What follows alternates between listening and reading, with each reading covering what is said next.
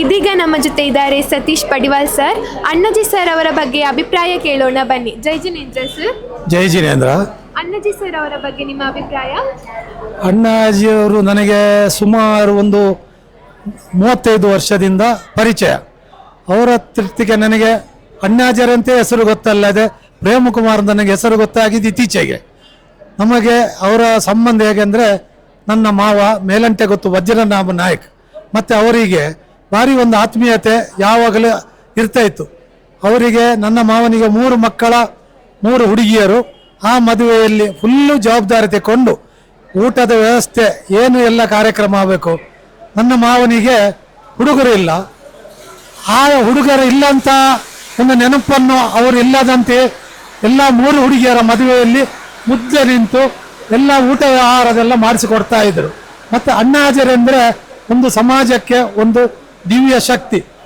ನಾವು ಅಣ್ಣಾಜರನ್ನು ಮರೆಯದಂಥ ಒಂದು ಮಾಣಿಕ್ಯ. ಯಾಕೆಂದರೆ ಅವರು ಎಲ್ಲ ಸಣ್ಣವರಿಂದ ಹಿಡಿದು ದೊಡ್ಡ ಏಜಿನವರೆಗೆ ಅಥವಾ ಪಾಪದೇವರಿಂದ ಹಿಡಿದು ದೊಡ್ಡವರವರೆಗೆ ಸಮಾನವಾಗಿ ನೋಡಿಕೊಂಡು, ಅವರು ನಮ್ಮ ಮನೆಯವರ ಹಾಗೆ ತಿಳ್ಕೊಂಡೆಲ್ಲ ನಮ್ಮನ್ನು ಆಧರಿಸ್ತಾ ಇದ್ದರು.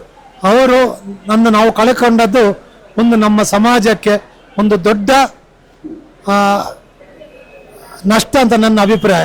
ಯಾಕೆಂದರೆ ಇಂಥ ಒಂದು ಜನ ಸಮಾಜದಲ್ಲಿ ನಿಮಗೆ ಗೊತ್ತಿದ್ದ ಹಾಗೆ ನಾನು ಯಾರನ್ನು ನೋಡಲಿಲ್ಲ. ಎಲ್ಲಿ ನೋಡಿದರೂ ಯಾವ ಫಂಕ್ಷನಲ್ಲಿ ಊಟದಿಂದ ಹಿಡಿದು ಮಸ್ತಕಾಭಿಷೇಕ, ಪಂಚಕಲ್ಯಾಣ ಮಹೋತ್ಸವ, ಹುಂಬುಚದ ಪಂಚಕಲ್ಯಾಣ ಮಹೋತ್ಸವ, ಇಷ್ಟೆಲ್ಲ ಇದು ಮಸ್ತಕಾಭಿಷೇಕಗಳು ನಡೆದಿದ್ದು ಕಾರ್ಕಳ, ಮೂಡುಬಿದಿರೆ, ಧರ್ಮಸ್ಥಳ, ಎಲ್ಲಿ ಕಾರ್ಯಕ್ರಮವಾಗಲಿ ಅದರ ಫುಲ್ಲು ಜವಾಬ್ದಾರಿಯನ್ನು ತೆಗೆದುಕೊಂಡು ನಡೆಸಿಕೊಂಡಂಥ ಒಂದು ಭವ್ಯ ಜೀವಿಯವರು. ಇಷ್ಟು ನಾನು ಹೇಳಲಿಕ್ಕೆ ಅವರ ಬಗ್ಗೆ ಸಂತೋಷ ಪಡ್ತಾ ಇದ್ದೇನೆ. ಎಲ್ಲರಿಗೂ ಜೈ ಜಿನೇಂದ್ರ. ಜೈ ಜಿನೇಂದ್ರ.